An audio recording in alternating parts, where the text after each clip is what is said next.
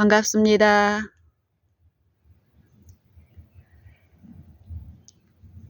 제가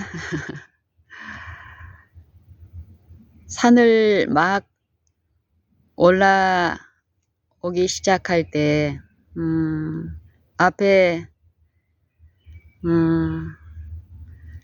어떤 유니폼을 입은 두 여성분이 먼저 올라가고 있더라고요. 그래서 이제 제가 그분들은 이제 천천히 올라가고 저는 보통 걸음으로 이렇게 올라가는데, 제가 지나면서 인사를 하고 이렇게 지나가는데 이 두 분이 동시에 나의 어떤 곳을 보면서 놀라면서 어떤 표현을 하며 이제 반응을 보이셨는데, 그게 무엇이었냐면요, 제 신발을 보고 놀래시는 거예요. 제가 지금 이 산을 오를 때 이 슬리퍼를 신고 있거든요. 이게 외관에 비춰진 제가 발에 신는 이 슬리퍼를 보고 놀래시는 거예요. 이분은 이제 저를 처음 보는 분들이에요. 보니까 이 소방대 여성분인데, 저 아래쪽에서 이렇게 언뜻 이 두 분을 보니까 똑같은 옷을 입었더라고요. 무늬도 뒷모습이 같고.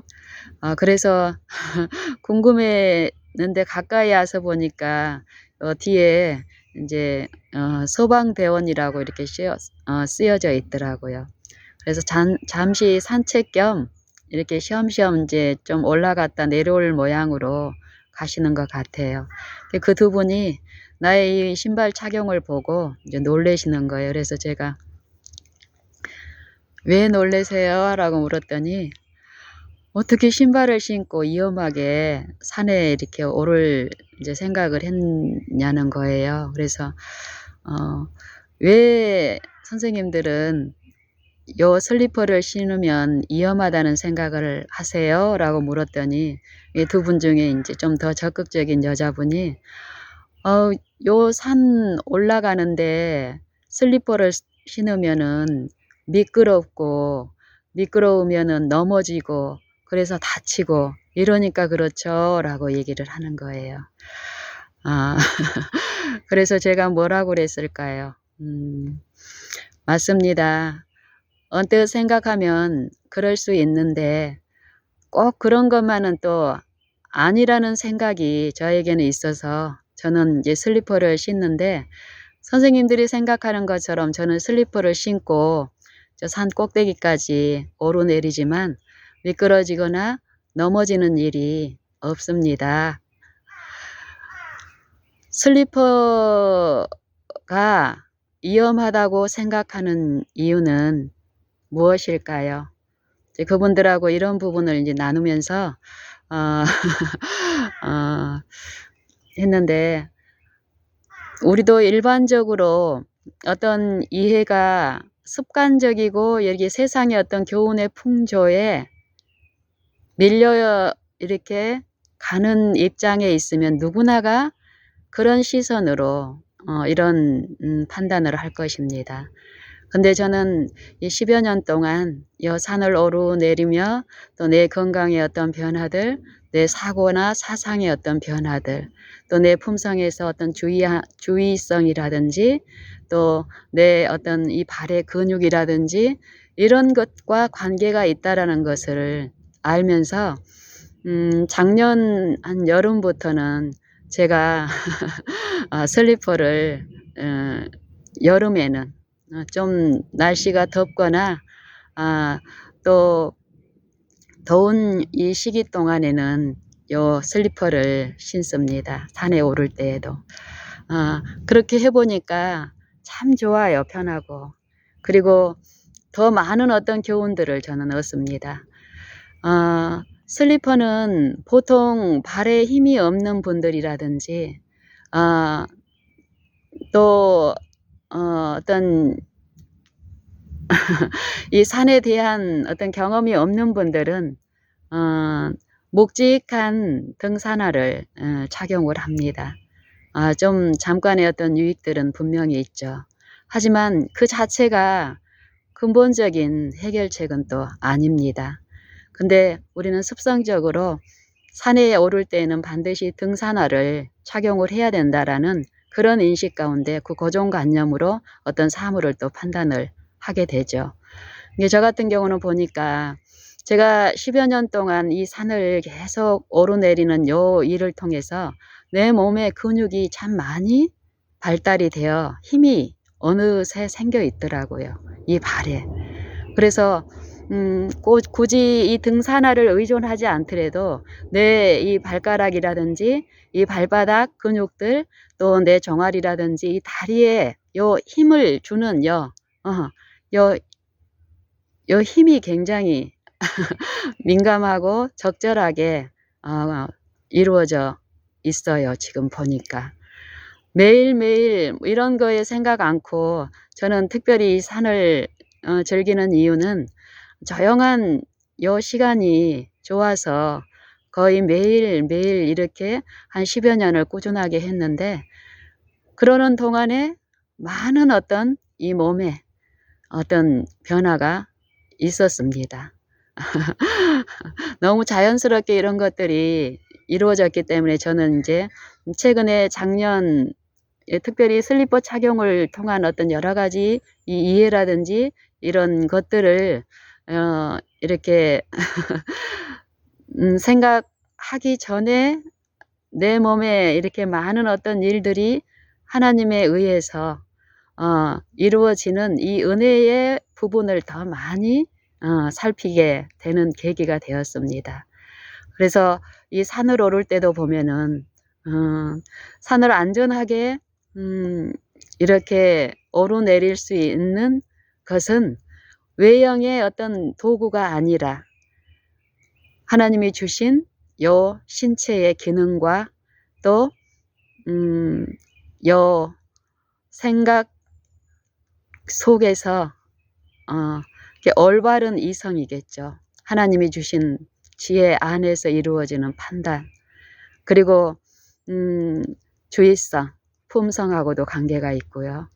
그리고 이 산에 슬리퍼를 신고 이렇게 내가 어떤 위험한 도구로 이렇게 착용을 하고 있다는 이 불안한 심리에서는 누릴 수 없는 이 하나님의 요 은혜 안에서 이루어지는 요 평안함 가운데서 오는 요 신중함, 침착함 그리고 이 발을 디딜 때도 내가 성경을 묵상하거나 어떤 다른 중요한 사물에 대한 생각을 하고 있을지라도 내 바라봄이 이 하나님의 은혜 안에 머물러 있게 되면은 그 하나님의 은혜의 그 지혜는 세상 사물보다 월등히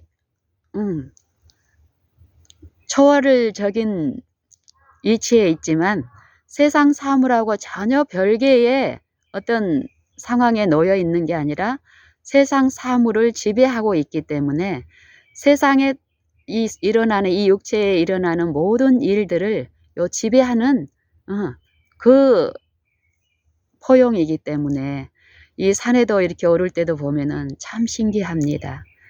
요 성경에 대한 묵상이나 어떤 요 깊이 골똘히 요 묵상하는 요 주제 가운데서도 요 눈에 보이는 요 길의 어떤 험난함, 어떤 이 발에 이 디뎌야 될 어떤 부분에 대한 주의성이 있고 요 판단되는 어떤 기능들이 이루어지는 거 보면은 참 신기합니다. 그런 것처럼 우리가 요 세상을 살면서 하나님의 이름을 부르는 요 우리 믿는 신자들의 요 생애 가운데 하나님이 주시는 이 지혜와 또 그 지혜로 이루어지는 그 하나님의 이 약속에 참여하는 의를 소유하고 의의 요 평안을 누리는 이런 부분에서 우리가 얼마나 그 유익을 얻고 있는지 아니면 손실을 당하고 있는지 그것을 우리가 어떻게 알 수 있는가 성경에서는 또 그 부분에 대해서 말씀하고 계시죠. 성경은 이 구원에 이르는 지혜를 얻게 하기 위해서 우리에게 복음, 말씀을 주셨고 살아있는 말씀을 또 이 말씀은 이 말씀 스스로의 그 자체에 그 창조의 능력이 있음을 듣는 자, 받아들이는 자에게 이 말씀을 의존하고 신뢰하는 믿음을 또한 주는 구원에 이르는 믿음이 있게 하는 요 지혜를 말씀하십니다. 지혜. 누가복음 7장에 보면은 이런 말씀이 있습니다. 지혜는 자기 모든 자녀로 인하여 옳다함을 얻느니라. 그리고 마태복음 11장 29절에도 보면은 이와 비슷한 의미의 사상인데 좀 달리 이제 표현이 됐지만 이런 말씀이 있습니다. 지혜는 그 행한 것으로 말미암아 옳다함을 얻느니라. 지혜는 그 지혜가 행한 그것으로 인하여 옳다함을 얻느니라. 그리고 누가복음 7장에서는 같은 말씀을 지혜는 자기 모든 자녀로 인하여 옳다함을 얻느니라. 그리고 로마서 3장에 보면 이와 같은 또 말씀이 있습니다. 유대인의 나음에 대해서 말씀하시면서 이 말씀을 맡은 이 특권에 대해서 말씀하십니다. 이 말씀. 하나님의 말씀을 맡은 이 유대인, 하나님의 백성이 이 말씀을 의존하고 이 말씀을 신뢰함으로써 이 말씀이 성취시키시고 이루시는 이 말씀의 능력을 신뢰하지 않고 자기 독선에 빠져서 의의 체험에 이르지 못한 부분에 대해서 성경은 말씀하시는데 로마서 3장에 믿음으로 말미암는 이 칭의의 사상을 잘 나타내고 있는 이 복음에서 하나님의 말씀이 어떠하다는 것을 또 분명히 말씀하고 있습니다. 유대인의 나음이 범사에 많은데 할례의 유익이 범사에 많은데 그 첫째가 저희가 하나님의 말씀을 맡았음이니라. 어떤 자들이 이 말씀을 믿지 아니하였으면 어찌하리요? 이 말씀의 믿부심을 패하겠느냐? 이 말씀을 하세요. 이 말씀의 믿부심을 패하겠느냐? 그렇지 아니하도다. 사람은 다 거짓되되 하나님은 참되시다 할지어다. 이 말씀은 참되시다 할지어다. 기록된 바 주께서 주의 말씀에 의롭다 함을 얻으시고 여기에도 나오죠. 지혜는 자기 모든 자녀로 인하여 옳다 함을 얻느니라. 지혜는 그 행한 것으로 인하여 옳다 함을 얻느니라. 그 지혜는 지혜 그 자체가 행한 열매를 통해서 알 수 있다라는 거죠. 이게 주께서 주의 말씀에 의롭다 하심을 얻으시고 또 판단 받으실 때에 이기려 하심이니라. 다 같은 말씀의 사상입니다. 우리가 하나님의 말씀을 사람의 말처럼 그 말을 가져와서 그 말을 내가 지키려고 노력해서 그 의에 이르는 것이 아니라 이것을 로마서 10장 3절에 이런 말씀을 하죠. 사도 바울은 자기 동족 이스라엘의 요 구원 얻지 못한 요 실상 말씀을 맡았음에도 불구하고 구원에 참여치 못한 그들의 형편을 보고 애통해 합니다. 그러면서 하는 말이 증거하는 말이 저희가 하나님께 열심히 있으나 지식을 좇은 것이 아니라 하나님의 의를 모르고 자기 의를 세우려고 힘써 하나님의 의를 복종치 아니하였느니라. 그럼 여기에서 말하는 게 어떤 것입니까? 하나님의 의라는 것이 하나님의 의. 하나님의 의를 모르고 자기 의를 세우려고 힘써 하나님의 의를 복종치 아니하였느니라. 로마서 3장에서는 주께서 주의 말씀에 의롭다 하심을 얻으시고 판단받으실 때에 이기려 하심이니라. 로마서 10장 3절에 이 하나님의 의를 모르고 유대인들이 자기 의를 세우려고 힘써 하나님의 의를 복종치 아니하였느니라. 자기가 이 말씀을 가져와서 자기 영광, 자기 힘, 자기를 신뢰하는 그 정신으로 하나님의 말씀을 열심히 지켰다라는 것입니다. 하나님의 말씀을 그 무한하신 이 하나님의 이 표준에 우리가 이룰 수 있을 것이라고 생각하는 그 기만, 그 자체가 이 육신 안에 혼미함 가운데 우리를 지배하는 이 사단이 우리를 지배하고 있는 초자연적인 능력의 형편입니다. 이 말씀을 로마서 3장에 주께서 주의 말씀에 의롭다 하심을 얻으시고 판단받으실 때 이기려 하심이라.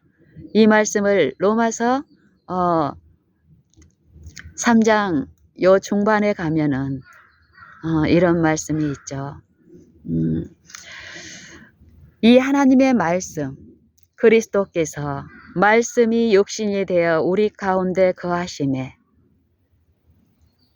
우리가 그 영광을 보니 아버지의 독생자의 영광이요 은혜와 진리가 충만하더라. 우리가 다 그의 충만한 데서 받으니 은혜 위에 은혜로라.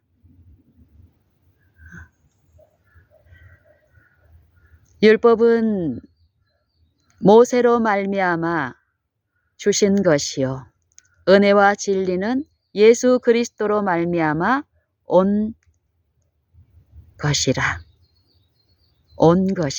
말씀이 우리 육체 안에 오셨습니다. 들려주셨습니다. 그리고 믿는 자 안에서 역사하시는 그 능력을 신성의 모든 충만한 것으로 충만케 하시는 일을 지금 하십니다. 로마서 요한복음 1장에도 보면은 우리에게 말씀의 충만하심으로 우리 안에 역사해서 믿는 자의 이 육체의 삶 속에서 하나님의 말씀이 어떤 일을 하신다라는 것을 드러내는데 그게 무엇이냐면은요. 요한복음 1장에서 본래 하나님을 본 사람이 없으되 아버지 품 속에 있는 독생하신 하나님이 나타내셨느니라. 이 말씀을 하십니다. 은혜와 진리는 말씀이 육신이 되어 우리 가운데 거하심에 우리가 그 영광을 보니 아버지의 독생자의 영광이요 은혜와 진리가 충만하더라. 율법은 모세를 말미암아 주신 것이요 은혜와 진리는 예수 그리스도로 말미암아 온 것이니라. 본래 하나님을 본 사람이 없으되 아버지 품 속에 있는 독생하신 하나님이 나타내셨느니라. 이 육체 안에서요. 이 육체들에게 하나님의 말씀이 말씀 그대로의 그 신성, 율법을 범한 자들에게 이 말씀이 들려졌을 때 그 말씀은 어쩔까요? 이 죄에 대한 거룩한 공의, 이 하나님의 거룩하심을 공의라고 하는데 철저하게 이 죄를 범한 이 죄인들에게 하나님의 순결하신 그 품성은 두려움입니다. 공포입니다. 저주가 되죠. 로마서 3장 19절에도 보면 우리가 알거니와 율법이 말하는 바는 율법 아래에 있는 자들에게 말하는 것이니 이는 모든 입을 막고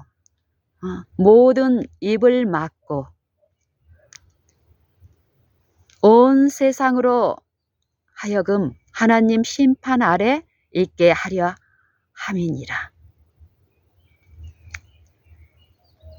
그러므로 율법으로는 하나님 앞에서 의롭다 하심을 얻을 육체가 없나니 율법으로는 죄를 깨달음이니라.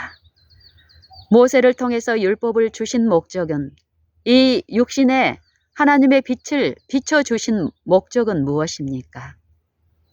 죄를 깨닫게 해서 죄를 지고 가신 하나님의 어린 양, 이 십자가에 달리신 그리스도를 통해서 계시된 하나님의 품성을 바라보고 그 긍휼하심을 얻게 하시기 위해서 율법을 주셨는데 요 육신에 있는 완악한 이 우리는 이 사단에 의해서 요 기만에 속임당하는 이 신앙은 자기 힘으로 이 율법을 지키고 그것을 그 의로 자랑하고 그 의로 남을 이웃을 비난하고 판단하고 수군수군하고 비방하고 무정한 율법의 의문에는 철저한 지식을 가지고 있으나 그 안에 자비와 긍휼이 빠진 생애와 품성.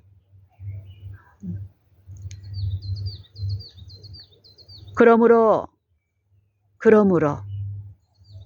율법의 행위로는 그의 앞에 의롭다 하심을 얻을 육체가 없나니 율법으로는 죄를 깨달음이니라.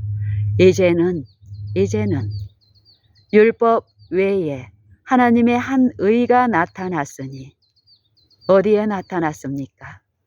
이 하나님의 말씀이 육체 안에 임하심으로써 하나님의 긍휼이 풍성하신 피조물을 사랑하시고 죄인을 심판하지 아니하시고 또 한 번의 유예의 기간을 주시면서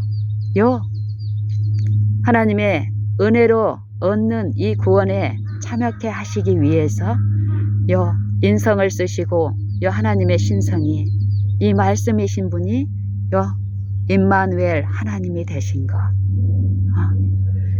이제는 하나님의 한 의가 나타났으니 율법과 선지자들에게 증거를 받은 것이라. 곧 예수 그리스도를 믿음으로 말미암아 모든 믿는 자에게 미치는 하나님의 의니 차별이 없느니라. 오직 믿음으로 말미암아 그리스도께서 이 육체 안에 생애하시면서 우리를 위하여 로마서 10장 4절에도 보면은 그리스도는 모든 믿는 자에게 의를 이루기 위하여 율법의 마침이 되시니라. 이 말씀이 육체 안에 임하셔서 우리와 똑같은 타락한 육체 안에서 우리와 한결같은 이 연약함을 지니시고 시험에 넘어질 수 있는 이 육체 안에서 생애하셨으나 모든 일에 우리와 한결같이 시험을 받은 자이시나 죄 없는 생애를 사심으로써 율법을 온전히 하나님 말씀께 아버지의 말씀께 믿음으로 의존하고 신뢰함으로써 그 약속을 의심하지 아니하심으로써 이 성령이 이루신 이 완전한 순종의 그 공로를 지금 믿는 신자들에게 값없이 나눠주시면서 이 의에 참여하는 일을 하십니다. 성령을 통해서요. 우리도 여기서도 보면은 이제는 하나님의 한 의가 나타났으니 율법과 선지자들에게 증거를 받은 것이라. 곧 예수 그리스도를 믿음으로 말미암아 모든 믿는 자에게 미치는 하나님의 의니 차별이 없느니라. 모든 사람이 죄를 범하였음에 하나님의 영광에 이르지 못하더니 하나님의 영광, 권능과 하나님의 그 품성이 어디에 드러나 있다고 성경은 말씀하십니까? 성경, 말씀, 율법에 나타나 있다라고 말씀하시죠. 그래서 율법을 지켜야 영생을 얻는데 율법을 우리 힘으로 스스로 지킬 수 있느냐 이 말입니다. 율법을 범한 이미 심히 부패한 이 마음으로, 거짓된 이 마음으로 율법을 제대로 분별해서 지킬 수 있는 능력이 우리 안에 있느냐 이 말이에요.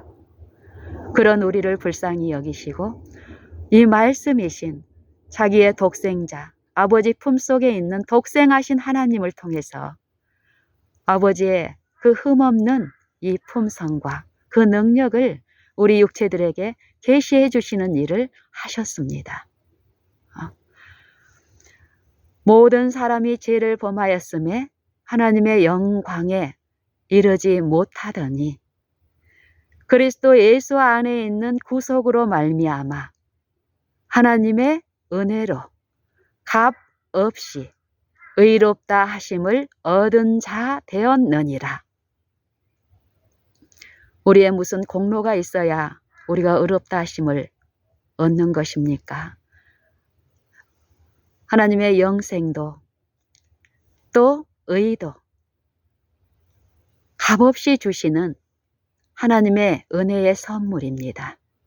우리가 믿을 때에, 우리가 지속적으로 믿을 때에 그 의는 그리스도 안에 풍성한 은혜와 그 진리는 믿는 신자 안에서도 이루어지기 때문에 성령을 통해서요. 그래서 믿음으로 말미암은 의, 믿음으로 의롭다 하심을 얻은 자 되었느니라 하는 것입니다. 믿는 일, 하나님의 일은 하나님의 보내신 자를 믿는 것이 하나님의 일이라고 하는데 이 믿음이 무엇인가? 이 부분에 대해서도 우리는 신중하게 살펴야 합니다. 그냥 그 이론적인 그냥 이 동의하고 공감하는 그 차원의 믿음인지 이 믿음의 일은 실제의 일입니다. 의에 체험하고 하나님의 그 생명이 내 안에 이루어지는 이 일은 실제의 일입니다. 로마서 3장 그 뒤에 이 연결해서 보면은 그리스도 예수 안에 있는 구속으로 말미암아 하나님의 은혜로 값없이 의롭다 하심을 얻은 자 되었느니라 하고 그 바로 다음에 이 예수를 하나님이 그의 피로 인하여 믿음으로 말미암는 화목 제물로 세우셨으니 이는 하나님이 길이 참으시는 중에 전에 지은 죄를 간과하심으로 자기의 의로우심을 나타내려 하심이니 곧 이때에 자기의 의로우심을 나타내사 자기도 의로우시고 또한 예수 믿는 자를 의롭다 하려 하심이니라.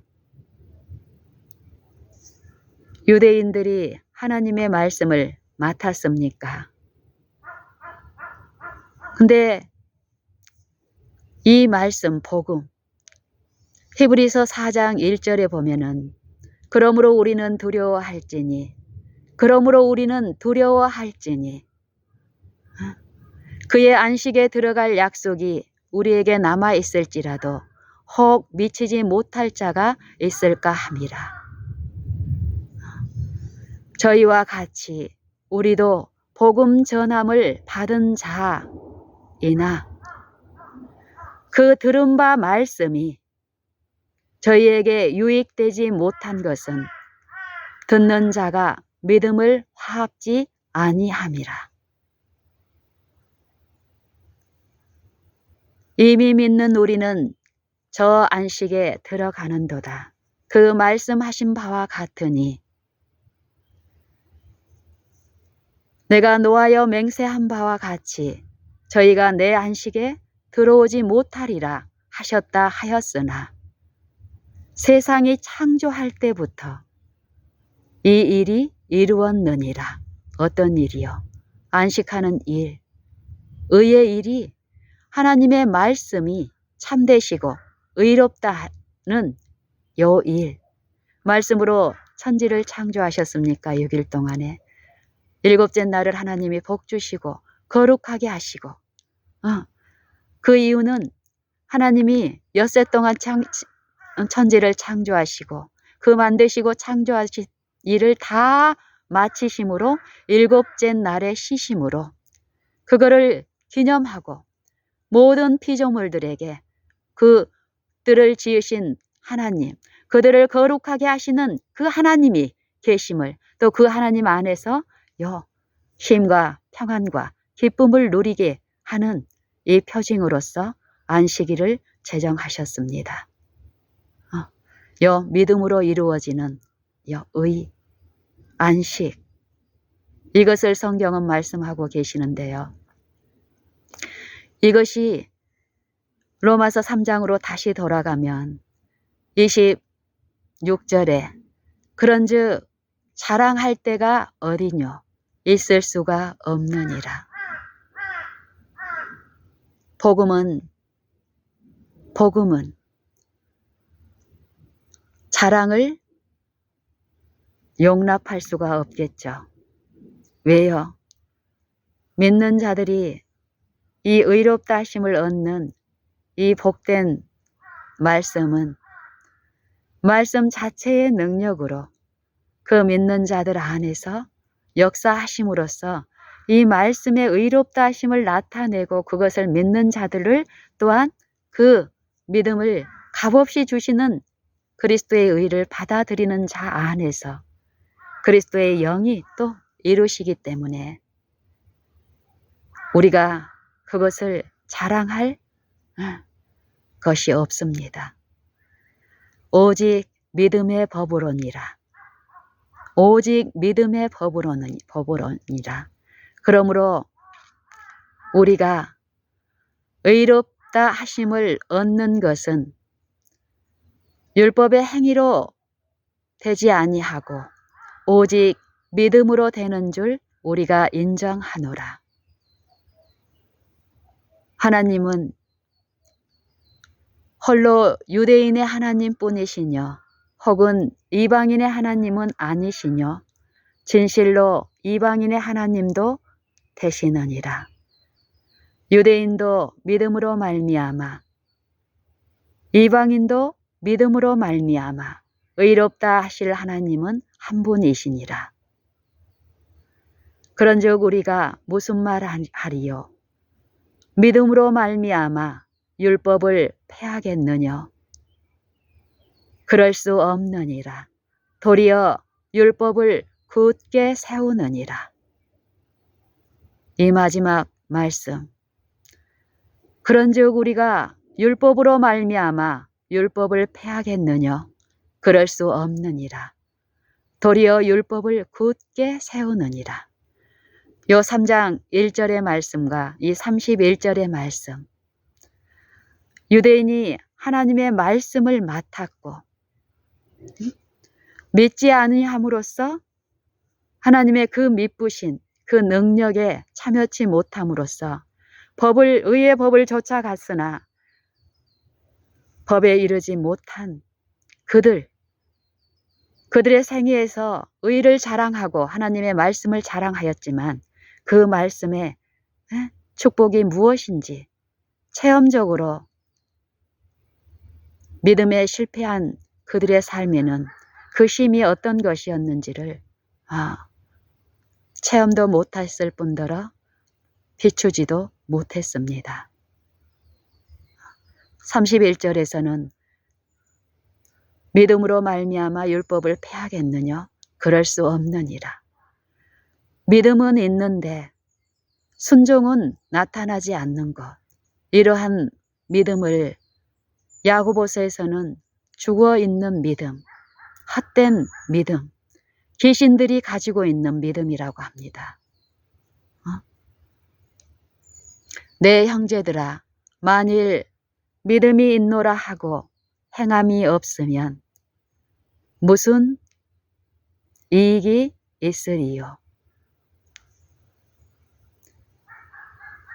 그 믿음이 능히 그를 구원하겠느냐? 이 말씀을 해요.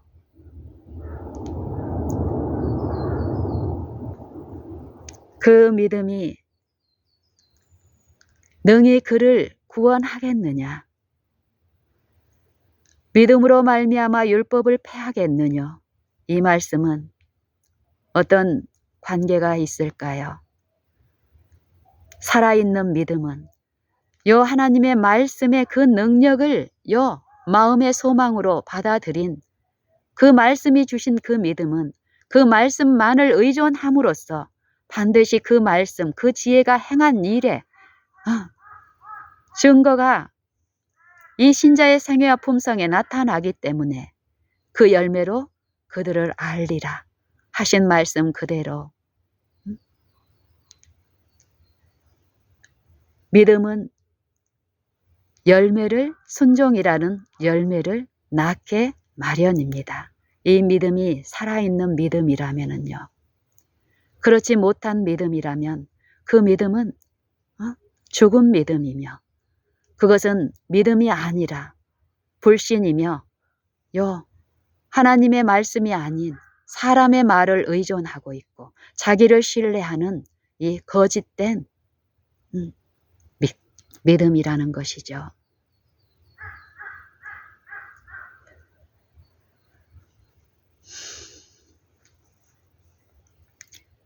우리는 어떻습니까? 혹시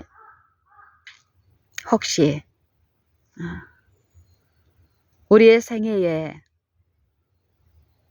품성의 변화 이것이 없는데도 또 삶의 개혁이 없는데도 또 내 마음에 쉼과 평안이 있질 않은데도 내가 가진 믿음이 정상적인 것이라고 생각하고 내 편에서의 어떤 문제나 하나님과의 관계에서 잘못된 것을 인정하고 더 늦기 전에 하나님 앞에 나를 낮추고 그 부분에 대해서 해결을 하려고 하는 그런 태도를 취해야 할 우리 중에 혹 집요하게 이 마음 속에 우리를 지배하고 있는 새 속에 억어되어 유인되어 이 믿음의 일에서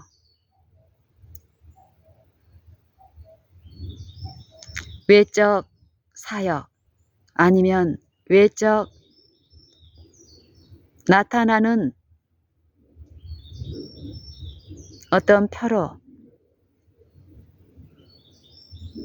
하나님하고의 정상적인 관계를 통해서 이르러 오는 그 약속을 신뢰하는 이 믿음을 통해서 누리는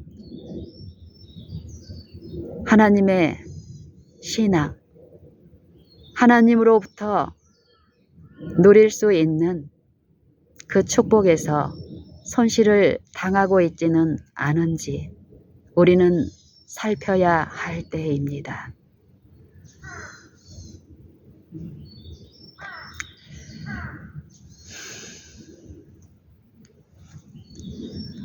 누가복음 10장 마지막 절에 보면은 교회 안에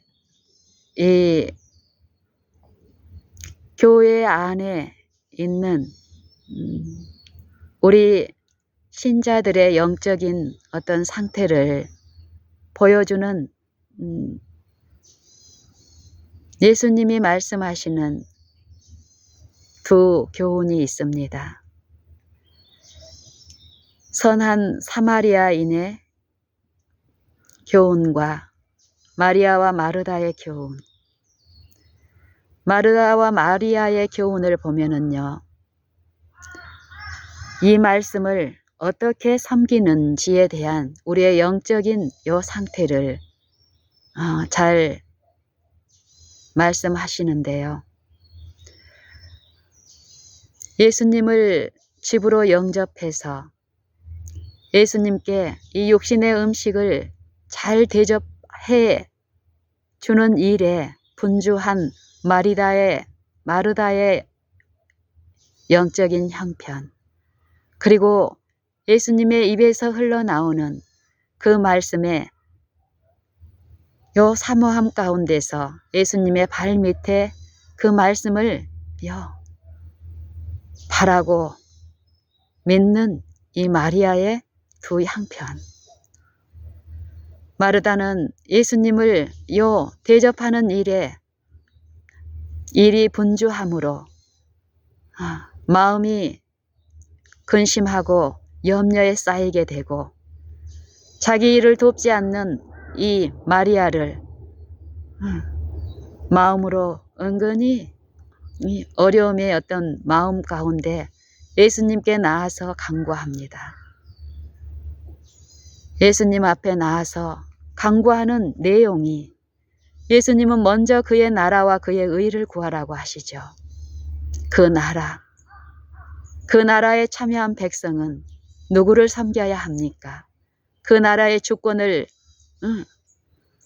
가지신 왕이신 선생님이신 창조주이시고 구속주이신 그분을 섬기고 그분 아래 부종해야 될 자가 당당히 하나님 앞에, 예수님 앞에 나아서 구하는 것이 요 말씀을 구하는 것이 아니라 자기가 지금 하나님을 섬기기 위해서 하고 있는 그 일선이 부족한 그것을 공급해 달라고 나와서 말을 합니다. 주님, 나 혼자 일하는 것을 생각지 아니하십니까? 예수님을 대접하려고, 주님을 대접하려고 내가 내 혼자 이렇게 열심히 일하는 것을 생각지 아니하십니까? 내 동생더러 명하여서 나를 도우라 하소서. 혹시 우리가 이런 일과 이런 기도와 하나님 앞에 이런 상태로 있지는 않습니까? 예수님을 우리 힘으로 섬겨야 될 그런 존재로 우리가 알고 있지는 않은지, 믿고 있지는 않은지, 하나님 아들을 우리 사람과 같은 존재로 인식하고 우리가 섬겨야 할, 우리의 영광이 필요한 그런 무능한 존재로 우리가 알고 있지는 않은지, 믿고 있지는 않은지, 이 말씀이 어떤 분이신가를 요한복음 1장에서는 태초에 말씀이 계시니라, 이 말씀이 하나님과 함께 계셨으니 이 말씀은 곧 하나님이시니라. 그가 또한 태초에 하나님과 함께 계셨고 만물이 그로 말미암아 지은 바 되었으니 지은 것이 하나도 그가 없이는 된 것이 없느니라. 피조물인 내가 이 우주 만물을 지으신 분을 섬기며 내 힘이, 내 노력이 필요한 주님인 양 나를 신뢰함으로 내 것으로 섬기려고 하고 있지는 않은지, 이 마르다에게 예수님이 말씀하십니다. 마르다야, 마르다야, 네가 많은 일로 마음에 근심하고 염려하나 몇 가지만 하든지 혹 한 가지만이라도 족하니라. 마리아는 이 한 가지를 가졌으니 빼앗기지 아니하리라 하십니다. 우리는 어떻습니까? 하나님을 섬기는 일, 믿는 일, 아는 일,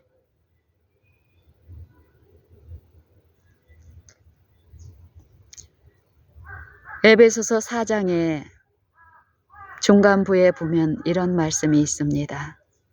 우리가 다 하나님의 아들을 믿는 것과 아는 것에 하나가 되어 온전한 사람을 이루어 그리스도의 분량이 충만한 데까지 이르리니 이는 우리가 이제부터 어린아이가 되지 아니하여 사람의 길술과 간사한 유혹에 빠져 모든 교훈의 풍조에 밀려 요동치 아니하려 함이라.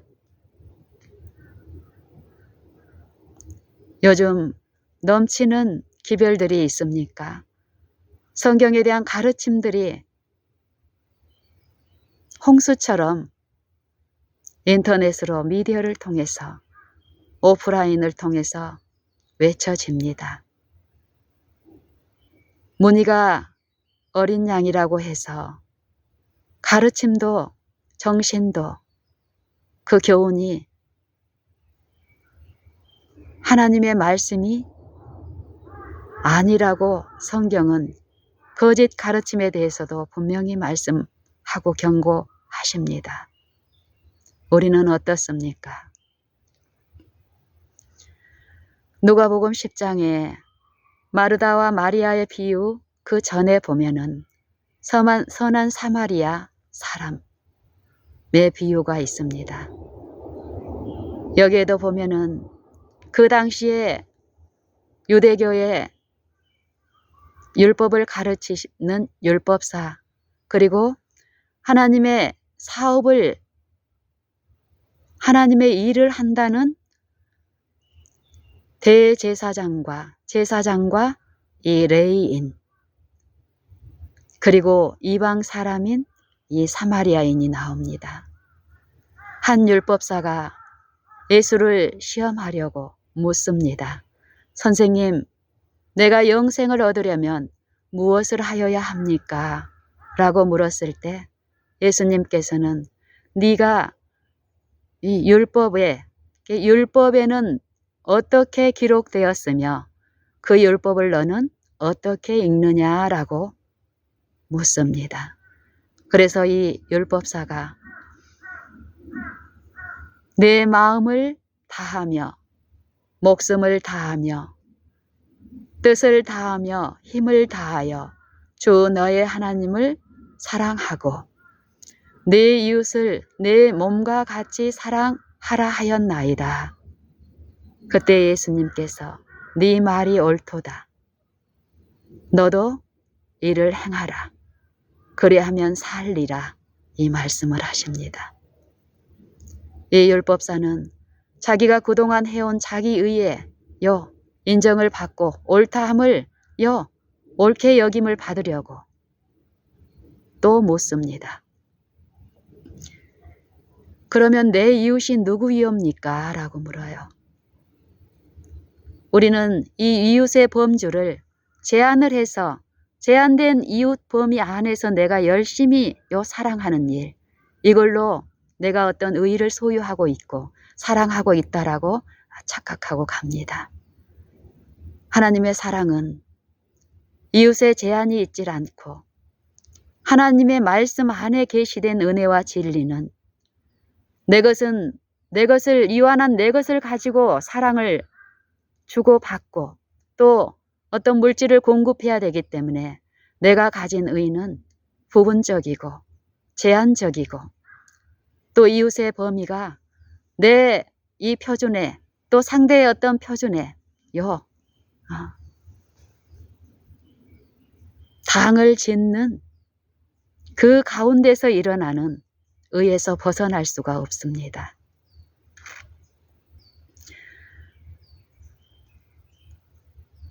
예수님이 말씀하시죠. 어떤 사람이 예루살렘에서 여리고로 가다가 강도를 만나 강도들이 그를 때리고 먼저 옷을 벗기고 때리고 거반 죽게 된 것을 버리고 갔더라.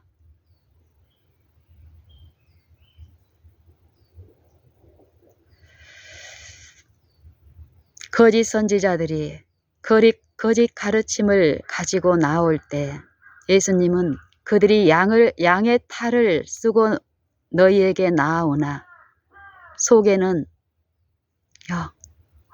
늑탈하는 일이라고 얘기를 하죠.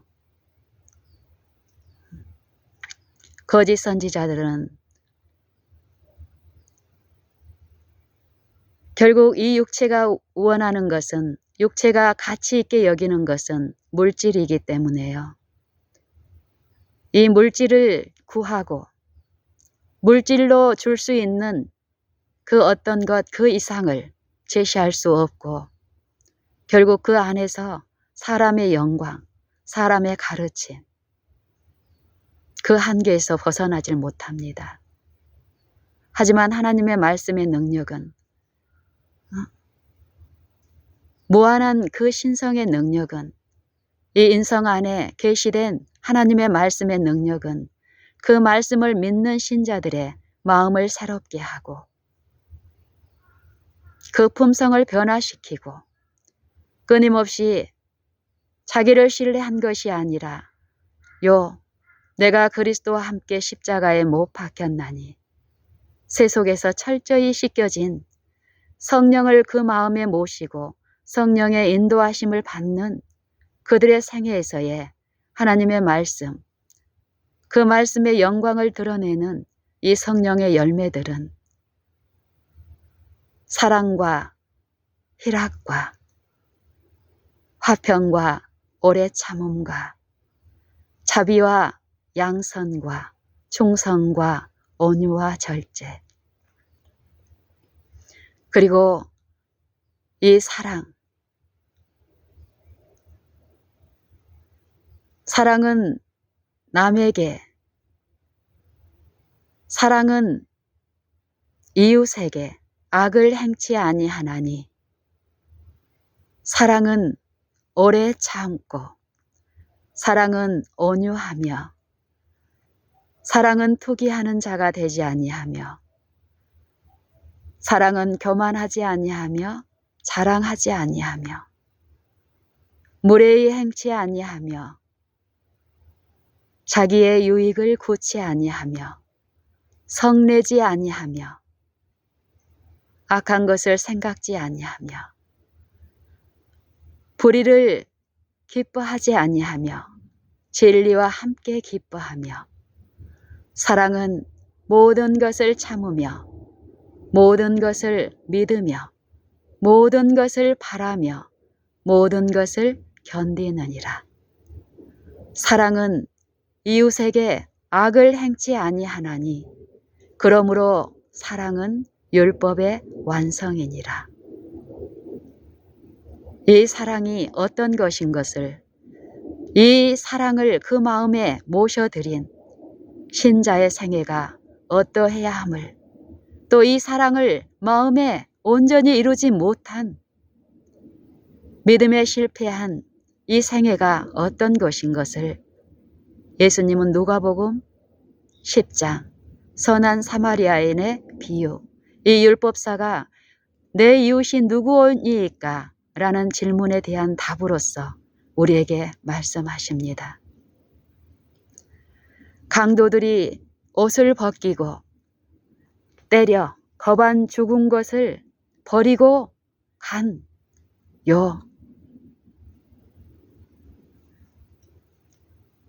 이 사람을 지나는 우리 현재 이 믿는 신자들의 부류를 제시하고 있습니다.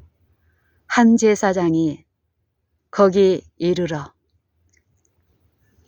제사장이 성전 봉사를 마치고 열심히 하나님의 일을 하고 율법을 지키는 일을, 의식을 봉사를 하고 집으로 갑니다.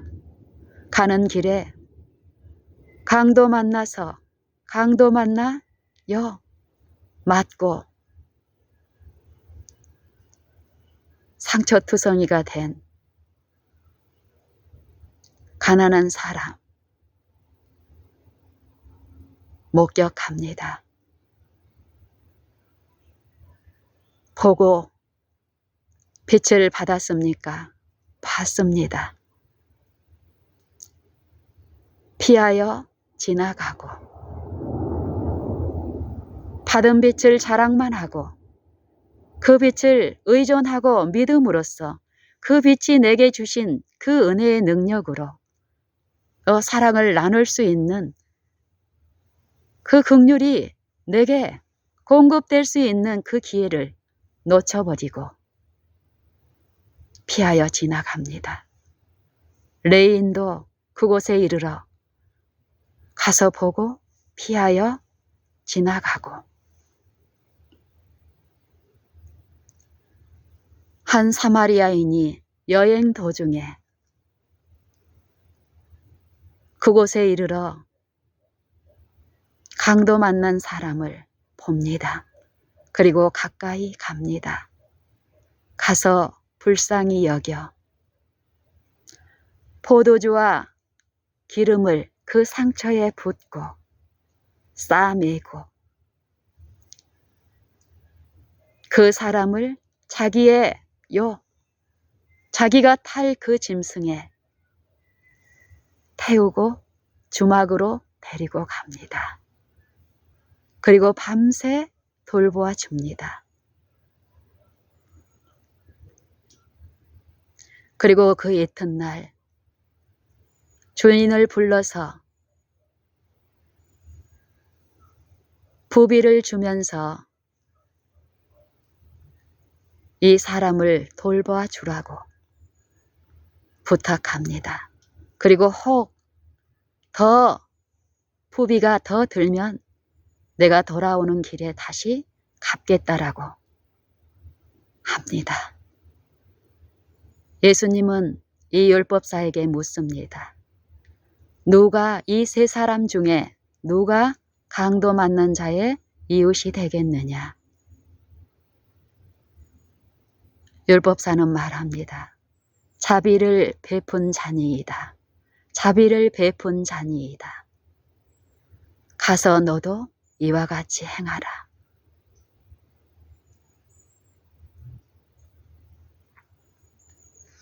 하나님은 빛을 비추지도 않고 흑암에 있는 우리에게 빛을 행하라고 하시는 엄한 분이 아니십니다.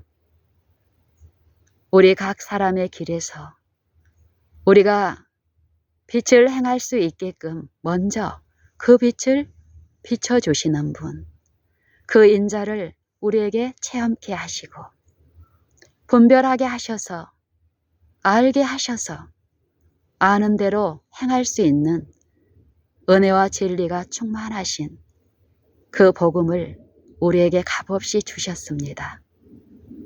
우리가 개인의 구주로 이 복음을 나를 위해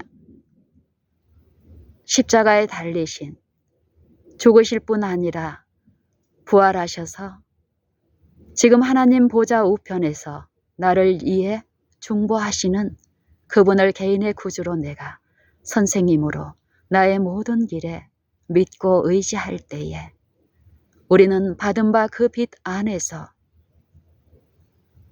그 빛을 먹고 마시고 또 비출 수 있는 그런 일을 할 수 있습니다. 야고보서 2장에 그러한 믿음을 우리에게 주신 영광의 주를 하면서 만일 믿음이 있노라 하고 행함이 없으면 무슨 이익이 있으리요. 그 믿음이 능히 자기를 구원하겠느냐 하면서 이 야고보서에서도 요 선한 사마리아 비유와 같은 똑같은 비유를 합니다. 만일 너희 중에 형제나 자매가 헐벗고 일용할 양식이 없는데 너희 중에 누구든지 그에게 이르되 평안히 가라, 더웁게 하라, 배부르게 하라 하며 그 몸에 쓸 것을 주지 아니하면 무슨 이익이 있으리요? 무슨 이익이 있으리요? 믿음이 있는데 행함이 없으면 무슨 이익이 있으리요? 말씀을 믿는데 그 말씀이 이루신 그 행함이 그 신자, 믿는 신자의 마음 안에, 품성에, 그 생애에 나타나지 아니하면 무슨 이익이 있으리요? 여러분은 어떻습니까? 예수님을 믿습니까? 아무 때나 하나님을 본 사람이 없으되 만일 우리가 서로 사랑하면 하나님이 우리 안에 거하시고 그의 사랑이 우리 안에 온전히 이루느니라. 고린도전서 13장에 또 이런 말씀이 있죠. 내가 사람의 방언과 천사의 말을 할지라도 사랑이 없으면 소리나는 구리와 울리는 꽹과리가 되고 내가 예언하는 능이 있어 모든 비밀과 모든 지식을 알고 또 산을 옮길 만한 믿음이 있을지라도 사랑이 없으면 내가 아무것도 아니요. 내게 있는 모든 것으로 구제하고 또 내 몸을 불사르게 내어줄지라도 사랑이 없으면 내게 아무 유익이 없느니라. 선한 사마리아인이 요 강도 만난 자에게 나누어 준 것, 보여준 것, 또 형제가 헐벗고 굶주릴 때에 일용할 양식이 없을 때에 그에게 우리가 나누어 줘야 할 것이 무엇입니까? 물질의 흐름을 말씀하고 있습니까? 성경에서는 말씀을 말씀하시며 살아있는 하나님의 말씀, 항상 있는 말씀, 영생의 말씀, 영생하신 참 하나님에 대해서 말씀하십니다. 사람이 아니라 사람이 이룰 수 있고 사람이 줄 수 있는 것을 말하는 게 아니라 하나님이 주실 수 있고 하나님이 성취하실 수 있는 그 능력에 대해서 말씀하시며 그 말씀이 약속하신 그것을 믿는 신자들에게 그 믿는 신자의 생애 가운데 그 마음과 생각에서 이루어지는 일에 대해서 성경은 말씀하고 있습니다. 말씀 안에 은혜와 진리가 충만한데 그 말씀을 모시는 이 마음 안에 그 말씀이 거할 때에 그 말씀 안에 우리가 거할 때에 그 말씀과 일치된 삶과 생애가 어떠하다는 것을 말씀합니다. 여러분은 예수님을 믿는 그 이익을 얻고 있습니까? 또 예수님께 나아가는 목적이 예수님이 주시기를 기뻐하시는 그 의의 축복에 참여케 하기 위해서 나아갑니까? 아니면 마르다와 같이 그러한 것을 얻고자 하여 기도하고 있지는 않은지 우리는 오늘 살펴야 합니다. 예수님은 우리에게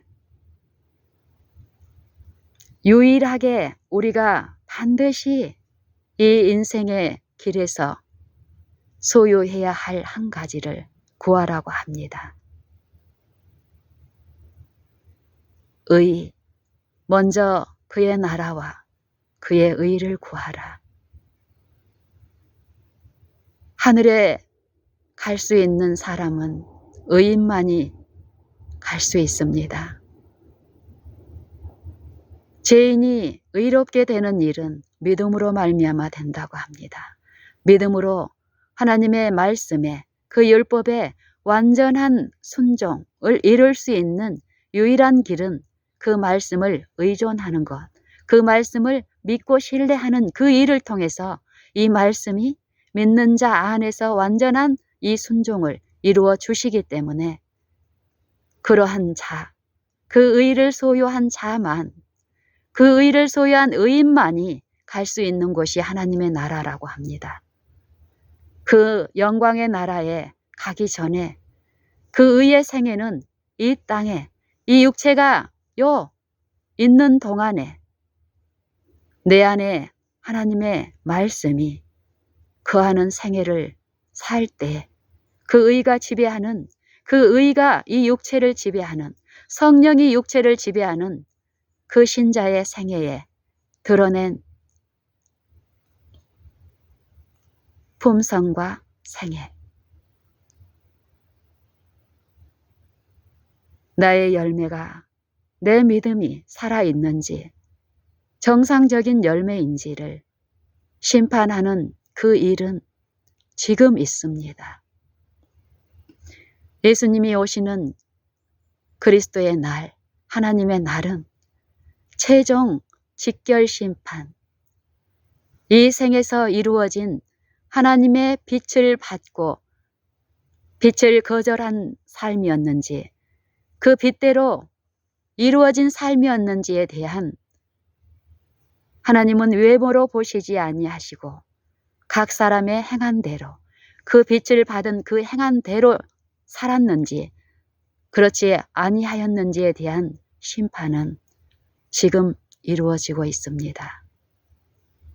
하늘 지성소에서 봉사하시는 그리스도의 사역은 이 마음의 일에서 하나님의 그 긍휼의 빛,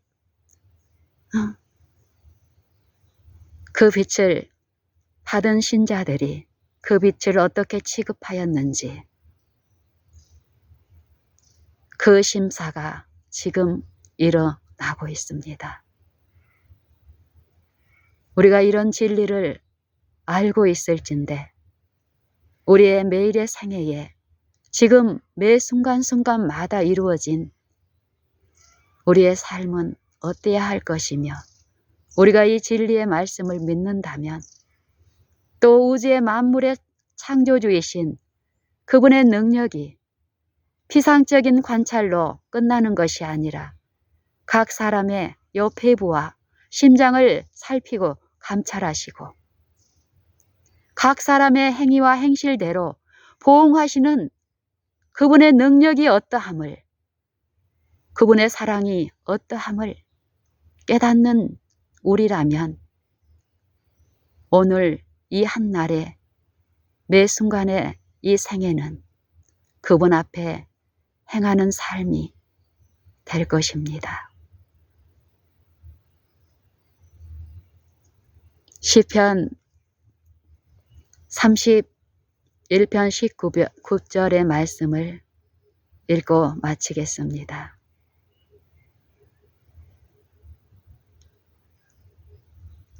주를 두려워하는 자를 위하여 쌓아두신 은혜, 곧 인생 앞에서 주께 피하는 자를 위하여 베푸신 은혜가 어찌 그리 큰지요. 우리 모두 사람을 두려워하고 무서워하는 것이 아니라 유일하신 참 하나님, 우리를 위하여 십자가에 높이 달리시고 또 지금 그 십자가를 바라고 십자가에 참여하는 죄인들을 새롭게 하시며 그 말씀의 능력 안에서 의의 체험을 할 수 있도록 은혜 베푸시는 유일하신 참 하나님을 두려워함으로써 그 은혜에 참여하는 우리 각 사람이 되시기를 간절히 기도합니다.